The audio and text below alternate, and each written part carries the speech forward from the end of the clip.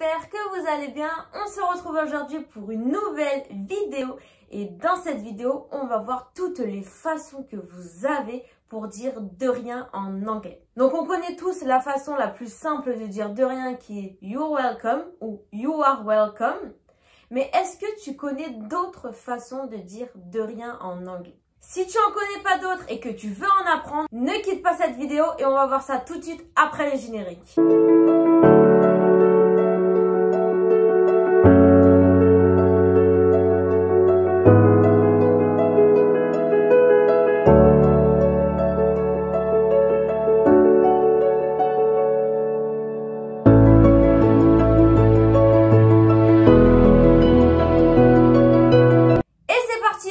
Avec la première façon de dire de rien en anglais. Donc on connaît tous la version you're welcome, mais si une personne vous a dit merci, vous a remercié pour un service que vous lui avez rendu par exemple et que pour vous vraiment il n'y a aucun souci, et ben vous pouvez dire you are very welcome ou you're very welcome. Par exemple, si je dis thank you so much for packing my shopping for me, you can answer, oh, you're very welcome. Donc, cette phrase qui signifie en français, merci beaucoup d'avoir emballé mes achats pour moi.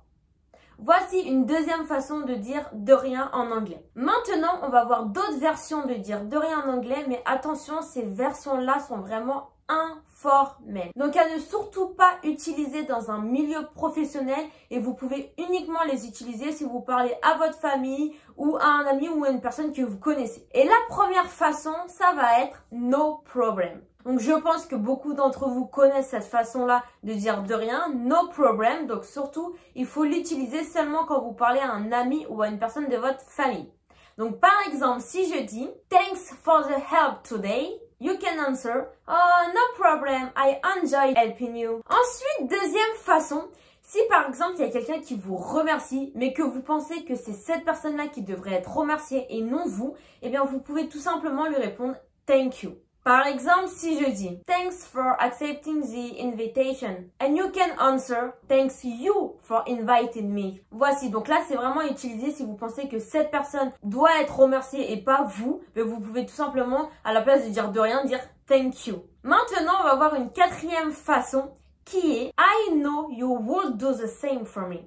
Ce qui signifie en français « Je sais que tu aurais fait la même chose pour moi ». Donc ça, c'est une autre façon aussi de dire de rien. Donc, par exemple, si je la mets dans une phrase, I would like to thank you for looking after my cat today. Et vous pouvez tout simplement répondre, I know you will do the same for me. Donc, en français, cette phrase signifie, je voulais te remercier d'avoir surveillé mes chats aujourd'hui. Et la personne qui répond, t'inquiète, je sais que tu aurais fait la même pour moi. I know you would do the same for me. Ensuite, donc, je vous avais expliqué donc qu'on vous pouvez dire no problem et il y a une autre façon de dire no problem en anglais qui est no worries. Donc, en français qui signifie la même chose, qui veut dire pas de problème. Les deux ont la même signification. Donc, par exemple, dans une phrase, thanks for letting me know that my car alarm was going off. Et vous pouvez répondre no worries. I thought I would better tell you. Ce qui signifie merci de m'avoir dit que l'alarme de ma voiture s'était déclenchée. Et la personne qui répond oh, aucun souci, aucun problème, je pensais qu'il fallait mieux que je te le dise. Donc no worries en anglais qui veut dire pas de problème ou pas de souci. Ensuite, vous pouvez également dire anytime. Donc par exemple, si je dis thank you for stopping by.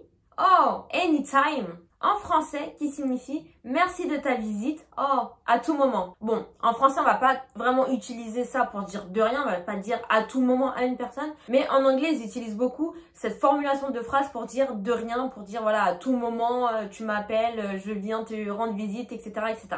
Donc, vous pouvez très bien l'utiliser en anglais, même si elle n'est pas beaucoup utilisée en français. Ensuite, pour les personnes un petit peu feignantes, vous pouvez tout simplement répondre sure. Par exemple, si une personne vous dit « Thank you for thinking of me ». Oh, sure, no problem. Ensuite, on a « It was nothing », donc « ce n'était rien ». Donc, dans un exemple, si je dis « Thank you for picking my kids up from school ». Oh, no problem, it was nothing. Donc, en français, qui signifie « Merci d'avoir récupéré mes enfants à l'école ». Et vous répondez tout simplement, pas de souci, c'est rien. Maintenant, on va voir une façon donc, de dire de rien en anglais. Donc, on va voir la façon formelle que vous pouvez utiliser dans un milieu professionnel et la façon informelle formelle. Donc, pour la façon formelle, vous pouvez dire the pleasure is mine. Et pour la façon informelle, vous pouvez dire it's my pleasure. Ou alors, tout simplement, pleasure. Donc, pleasure en anglais qui signifie tout simplement plaisir. Pleasure, plaisir. Donc, dans un exemple, par exemple, si je dis thanks for taking the parcel in for me. Et du coup, si vous voulez répondre à ça, donc d'une façon formelle, vous pouvez donc dire the pleasure was mine, ou alors de façon informelle, parce que vous connaissez bien la personne, donc vous pouvez dire oh pleasure, ou alors it was my pleasure. Et pour finir cette vidéo, on va voir maintenant comment vous pouvez dire de rien de façon formelle, donc des façons que vous pouvez utiliser dans des milieux professionnels et que surtout vous devez utiliser dans des milieux professionnels. Donc bien évidemment, vous pouvez très bien utiliser you're welcome. You're welcome, c'est la façon la plus simple de dire de rien, mais vous pouvez l'utiliser tout le temps, que ce soit avec vos amis, avec votre famille, au travail, dans une réunion, quand vous voulez, vous pouvez l'utiliser, il n'y a aucun souci. Mais si vous voulez paraître un petit peu plus avancé et plus passer pour un débutant, parce que du coup, you're welcome, tout le monde connaît, et même les débutants en anglais connaissent cette façon de dire de rien. Donc, si vous voulez passer un petit peu plus professionnel, un petit peu plus avec un niveau d'anglais un petit peu plus avancé pour pouvoir vous démarquer des autres, eh bien, je vais vous donner du coup quelques astuces et quelques façons de dire de rien pour pouvoir vous démarquer des autres. Donc, sans oublier du coup la première que je vous ai dit, donc the pleasure is mine. Celle-ci, vous pouvez très bien l'utiliser. Et vous pouvez également utiliser it was the least I could do, qui signifie en français c'est la moindre des choses, ou alors c'était le moins que je puisse faire. Donc par exemple, si je mets cette phrase dans un exemple, thank you for visiting me in hospital. Et vous pouvez répondre it was the least I could do. Donc là, je vous ai montré cet exemple pour vous montrer comment on utilise cette phrase, mais bien évidemment, vous pouvez également l'utiliser dans un milieu professionnel, il n'y a aucun problème. Ensuite, vous pouvez utiliser I'm very much obliged to you, ou alors much obliged, ce qui signifie je vous suis très reconnaissant. Donc par exemple, si je dis thank you so much doctor, I'm very obliged to you, ou alors much obliged. Et ensuite, pour finir, la dernière façon de dire de rien en anglais, qui est I'm happy to help.